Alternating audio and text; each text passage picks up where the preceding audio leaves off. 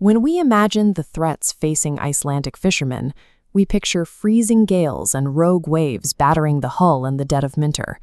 In reality, injury risk peaks on a calm day in May, not during a dark January blizzard. This is the good weather paradox.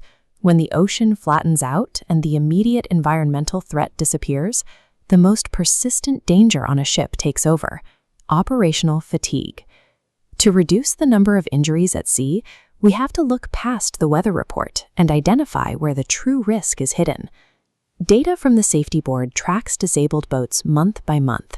In peak winter, January and November, reported engine failures are almost non-existent. Numbers escalate sharply in spring. May recorded 19 failures, followed by 16 in June. One hypothesis connects this spring spike to a physiological overlap. Crews are hitting their maximum workload just as the cumulative exhaustion and vitamin depletion of a long, dark winter take their greatest toll. The risk to the crew correlates more closely with the intensity of the work than the hostility of the environment.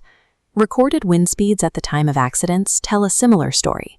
46% of incidents occur in 0 to 5 meters per second, a dead calm sea. Including mild conditions, over 60% happen in objectively good weather. The activities at the time of injury also follow a pattern. Far more accidents occur while the crew is actively fishing than while the ship is simply sailing or in transit. Most of these injuries involve direct interaction with heavy machinery. 14 cases were linked to winches or hoists, followed by 8 severe falls on the deck.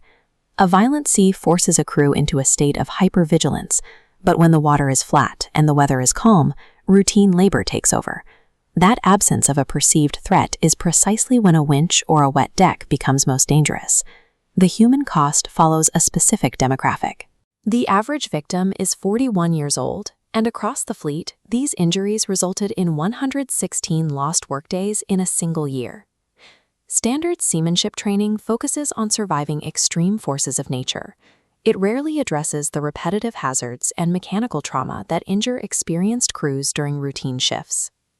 Modern safety strategies must prioritize operational ergonomics and aggressive fatigue management to combat the physical exhaustion that builds over a long fishing season.